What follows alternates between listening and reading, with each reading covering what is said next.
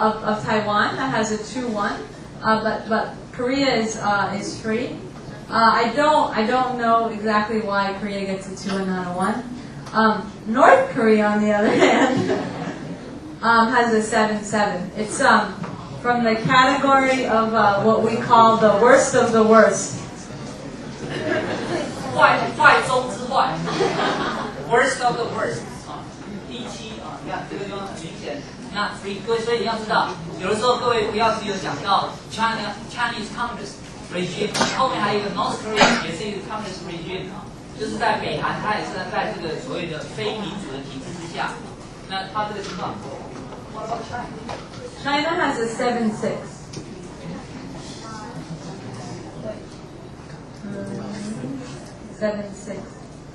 So it's also not free, but it's a bit better. I think for a lot of people who travel to China, they feel like you go there and it feels like maybe it feels more free than a country that would be 7-6. And I think that's a question we get a lot. But I think there's a few things. One, actually, the Chinese government is actually gotten very good at creating an environment that feels more free than maybe it really is. So when you look at the actual institutions, there still are no elections, very small elections on the village level, but not elections for president, not elections for the National People's Congress. There's a lot of corruption. There's no political parties that are significant or allowed to be opposition parties. So there's no way of having like a change like we had here from the DPP to the KMT. The judiciary, all the judges are members of the Communist Party and get orders from the Communist Party. The media are tightly controlled. Even the internet is quite tightly controlled, though what the Chinese government does more and more is allow some freedom in areas that it feels aren't political in terms of hurting its hold on power. But anything that could make the Communist Party maybe not rule the country or people do what it wants, people get in very serious trouble and get sent to jail for a long time and get tortured. OK， 各位刚刚有没有听到？其实Sarah刚刚讲的非常重要的一段话，因为你看一下这个中国大陆啊，这个它这个分数一个是7，一个是6啊。那各位这个7跟6当然分数不是很好，可是各位有人可能会怀疑，特别是 we got a overseas Chinese merchant over there from Taiwan。这个很多台商他去过大陆，他可能会觉得说这个 Freedom House 所做的这个评价，可能好像有一点点跟他们去大陆的感觉不太一样。意思就是说，他们人到那边去以后，感觉上好像中国大陆还算自由啊。你为什么给他一个7分跟6分这样的一个分数？因为这个是不好的。那刚刚 Sarah 有解释，这个关键在于中国大陆上面，它其实是对危害到它的政权的维系的这个部分，它控制得很紧。那但是它愿意，它会造成一种环境，就是看起来它算是相当的开明开放的。那这个主要从哪边可以看得出来？譬如说，它会在地方层次的选举里面，让候选人不止一位。可是，在中央层次的，你到现在没有看到 president 譬如说胡锦涛，他不可能有别人来跟他竞选，他一定是只有一个人可以选得上，就是他自己而已。那么另外，各位像这样一种选举，就不是真正的选举，可是他给人家看到的感觉就是说，看起来不错啊，你看地方都有选举啦，你怎么说我没有自由呢？有啊，我可以让人民有选举的自由。可是这是一个，另外一个是什么？各位也听到刚刚讲，在这个法官里面。你知道吗？所有的法官都必须是共产党。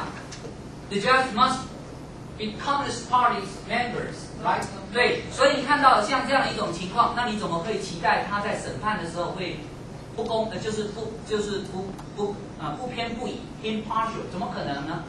另外各位也听到他讲的，他到目前为止，因为地方上的层级的选举其实都是最近才有的事情。那根本没有出现所谓的在台湾的 party alternation in power， 所谓的政党轮替都没有这样的情况。所以各位，他基本上愿意放出去的一些权利是，你因为有了这些权利，还不至于影响到我的政权的维持，所以我让你。可是如果你的这个拥有的权利会威胁到我的政权，那抱歉，我不可以给你。所以各位有没有听到他刚刚讲，这是一种我们上次讲过的什么样的一种政治体制，什么样的一种 political system？ 除了 democratic system， 还有一些 non-democratic system。所以刚刚听到那个是中国大陆算是哪一种？是 totalitarian 或者是 authoritarian？ 还记不记得？是集权还是威权？威权啊！刚刚 Sarah 给各位的答案是 ，It's not the totalitarian anymore. It's now authoritarian. It's a mixture. It's hard to explain.